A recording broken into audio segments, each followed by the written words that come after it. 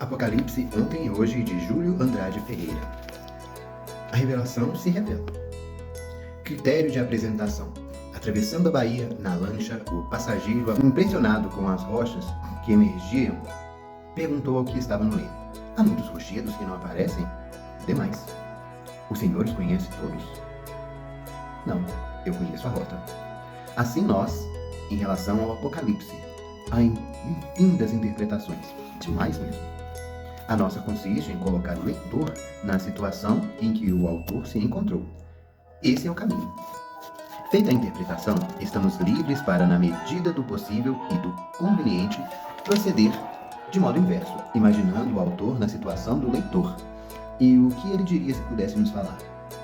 Ele deve ter falado desse modo imaginativo a outras eras. Não há, porém, razão para ter elegido o nosso século como destinatário especial. O autor foi um vidente, não um visionário. Os critérios do próprio Apocalipse. O livro de Apocalipse, tido como ultra enigmático, oferece logo no primeiro capítulo alguns critérios básicos para sua própria interpretação. A quem é dirigida a mensagem? Às 7 igrejas da Ásia. Por meio de quem veio a essas igrejas e mensagem? Por meio de João, um dos coparticipantes dessas comunidades que fora exilado para a ilha de Patmos, por causa do testemunho que dera. Da parte de quem vinha essa revelação? Da parte de Deus, do Deus bíblico triunitário, que se qualifica no próprio capítulo inicial. No capítulo final, o 22, bem no fecho do livro, o autor da mensagem se mostra ciroso da integridade da mesma, deixando claro que nada se deve acrescentar, nem tirar do livro desta profecia. Isso nos impõe a conclusão de que o Apocalipse, em todas as suas partes, tem sentido uno e, portanto, não permite interpretação caprichosa. Nenhuma pessoa tem o direito de afirmar de qualquer das múltiplas imagens e símbolos que o significado é tal ou qual, sem relacionar com os critérios básicos apontados. Todas as expressões do Apocalipse são do Deus Trinitário, dirigidas às 7 igrejas, por intermédio do exilado de Patmos.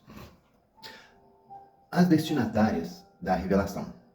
O que vês, escreve em livro e manda às 7 igrejas: Éfeso, Esmirna, Pérgamo, Tiatira, Sardes, Filadélfia e Laodiceia. Apocalipse 1, capítulo 1, versículo 11. Onde estavam essas igrejas? O verso 4 diz: João, há 7 igrejas que se encontram na Ásia. Ninguém tem o direito de dizer que há, no Apocalipse, mensagem dirigida a Filadélfia, na Pensilvânia, Estados Unidos. As localidades das referidas igrejas são identificáveis. Podemos visitar suas ruínas se tivermos recursos. Podemos ver fotos delas em publicações especializadas. Podemos saber como foram essas cidades através da literatura do primeiro século. O autor diz ter visto 7 candelabros de ouro e um vulto que tinha na sua mão direita 7 estrelas. Apocalipse 1, 12 e 16. Ora, a significação dessas imagens é explicada no verso 20 e serve de norma para a interpretação de outras imagens apocalípticas, uma vez que o que é claro ilumina o escuro, e não vice-versa. Diz o texto: quanto ao mistério das 7 estrelas que viste na minha mão direita e os 7 candelabros de ouro, as 7 estrelas são os 7 anjos das 7 igrejas, e os 7 candeeiros são as 7 igrejas. Capítulo 1, versículo 20. Sabendo-se que o anjo é uma designação de pastor, vê-se que ao autor, campeão da fé, era ordenado escrever aos pastores das igrejas de sua região.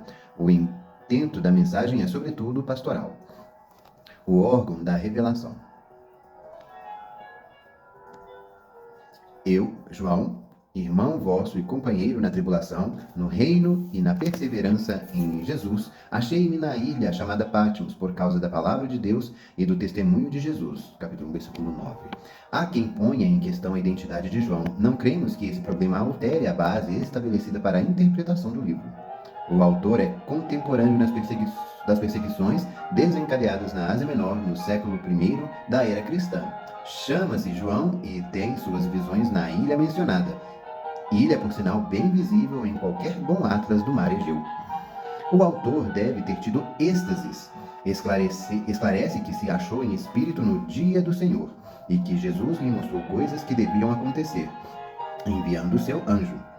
Capítulo 1, versículo 1 e 10. A composição do livro, porém, baseada nessas visões, é uma montagem consciente. Escreve, pois, as coisas que viste, e as que são, e as que hão de acontecer. Capítulo 1, versículo 19. Aliás, um exame, mesmo que sumário, do Apocalipse, revela a estrutura bem definida, bem elaborada, em que o número 7 tem papel saliente e as citações e alusões do Antigo Testamento se assinaladas as cores nas referências ao pé de cada página. São tão numerosas que deixam uma barra colorida. Interpretar o Apocalipse é fazer leitura constante e sugestiva da lei, dos profetas e dos salmos. O autor expôs as visões, relacionando-as com as escrituras dos hebreus, e as dispôs em forma cétupla. Como se verá, Jesus é chamado Filho do Homem, em alusão a Daniel 7,13, e primogênito, referindo-se ao Salmo 89, 27, e a Zacarias 12, 10. E é o Cordeiro, conforme Isaías 53, 7. O autor da revelação. Dissemos que o autor da revelação foi Deus bíblico, trinitário. Isso se tornará claro à medida que o livro for sendo estudado. Mas temos de justificar desde já a nossa afirmação. À luz do capítulo 1, não há formulação explícita da Trindade, como, aliás, não existe tal em todo o Novo Testamento. Mas há insistente referência a Deus Pai, Deus Filho e Deus Espírito. Apocalipse 1, 4 e 5. Graça e paz a vós outros, da parte daquele que é, que era e que há de vir, da parte de Jesus Cristo, o primogênito, da parte dos 7 espíritos que se acham diante do seu trono. Deus Pai é apresentado não só como aquele que é, que era e que há de vir, mas como Alfa e Ômega, isto é, primeiro e último, visto que esses são nomes da primeira e da última letra do alfabeto grego, língua que o autor usava. Deus Pai é o Todo-Poderoso, capítulo 4, versículo 8. Deus Filho é Jesus Cristo, que passa a João a revelação que Deus lhe deu, capítulo 1, versículo 1. João atestava apenas a palavra de Deus e o testemunho de Jesus Cristo, no capítulo 1, versículo 2. Jesus é a fiel testemunha, o primogênito dos mortos e o soberano dos reis da terra, e que pelo seu sangue nos libertou dos nossos pecados. Jesus é aquele que vem nas nuvens, todo olho verá, até mesmo os que os traspassaram. Capítulo 1, versículos 5 a 7. Deus Espírito é chamado de 7 Espíritos. Tal expressão, por mais estranha que pareça a nós, não era para os conhecedores do Antigo Testamento. 7 Espíritos significa a totalidade espiritual, pois que 7 é o número perfeito, que designa o que é completo. O Espírito está presente a tudo. Trata-se de alusão a Isaías 11 e 2, onde, ao referir-se o autor ao Espírito do Senhor, usa enumeração cétupla. Em Apocalipse 1, 13 a 18, há o retrato do Filho do Homem, Jesus Cristo, em visão que lembra a sarça ardente.